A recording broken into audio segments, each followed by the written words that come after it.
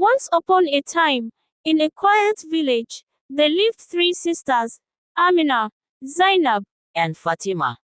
The three sisters were very close, yet they each led different lives, shaped by the paths they chose. Their father, a proud and stern man, was a successful farmer who had high expectations for his daughters. He believed in traditional values, thinking that a woman's place was either as a wife or a mother, and that a successful future depended on whom she married. Amina, the eldest daughter, was the most responsible and obedient. She was the apple of her father's eye, a picture of grace and wisdom. Zainab, the second daughter, was intelligent and bold. She had always dreamed of a grand life filled with luxury and excitement. Fatima, the youngest, was full of energy and had a heart of gold, though sometimes she was a little too carefree. As time passed, both Zainab and Fatima found themselves married to wealthy men. Zainab married into a family of great means and prestige, and her life was filled with opulence. Fatima, younger yet equally ambitious, caught the eye of another wealthy suitor and soon married him as well. Their lives were full of riches and comforts, and their marriages became the talk of the village. Amina, on the other hand, had no such luck. She became pregnant by a man who promised her the world but later abandoned her without any explanation. Her father, who had once been so proud of her, was filled with shame at her situation. Unable to cope with his embarrassment, he chased Amina out of his house. The pain of rejection weighed heavily on Amina, but she refused to give up. Alone and without support, Amina took on various small jobs to survive. She moved in with her best friend, Miriam, who lived in a modest cottage on the outskirts of the village. Miriam was kind-hearted and offered Amina what help she could, though her means were limited. Despite her struggles, Amina found solace in the fact that she could provide for her children. She gave birth to 3 sons, each more beautiful and promising than the last. Life was hard, but Amina worked tirelessly, and so did her sons. From a young age, the 3 boys learned the value of hard work. They helped their mother with small chores, ran errands, and even took on their own jobs to contribute to the household. Though the family lived in poverty, they were rich in love and determination. Amina, with her quiet strength, made sure her children never lost sight of their dreams.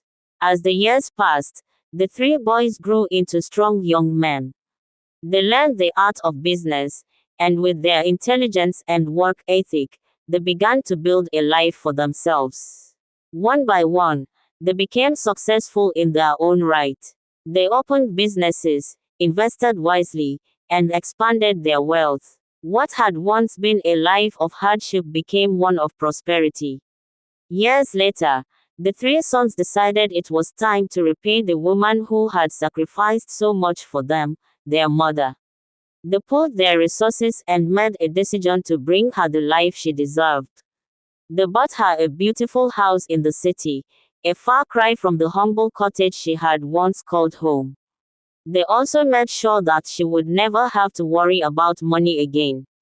But Amina's heart was not the only one that needed mending. Her father, who had disowned her all those years ago, was now old and frail. Over the years, he had suffered greatly.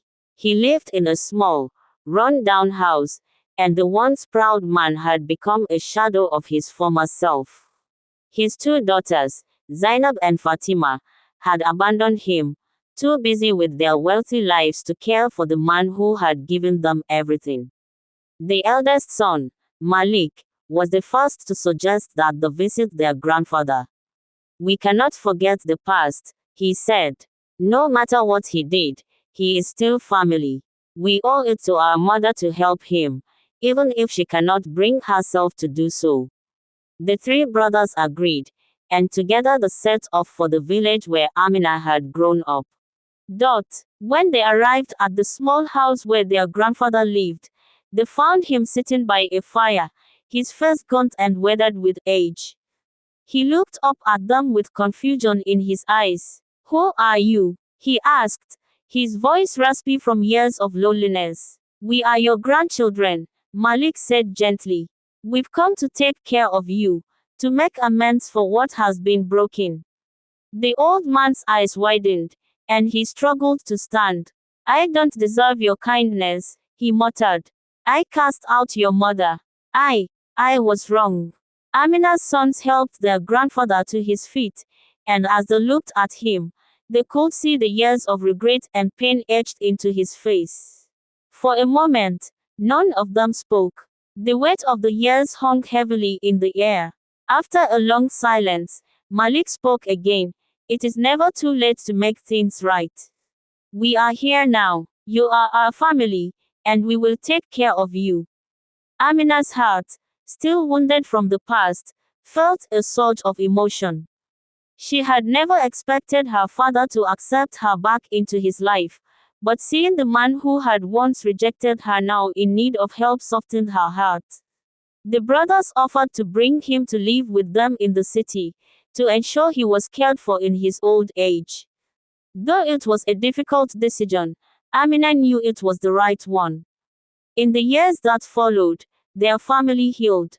Amina's father lived out his final days surrounded by love and care, and the three brothers continued to prosper. They never forgot their humble beginnings, nor the strength of their mother who had raised them with nothing but love and sacrifice. They used their wealth to help others in need, remembering always the value of family and the lessons they had learned from their mother's struggles. Amina, once an outcast, was now respected and cherished. Her story became one of triumph, of how a mother's love, no matter the obstacles, could turn the darkest of circumstances into the brightest of futures.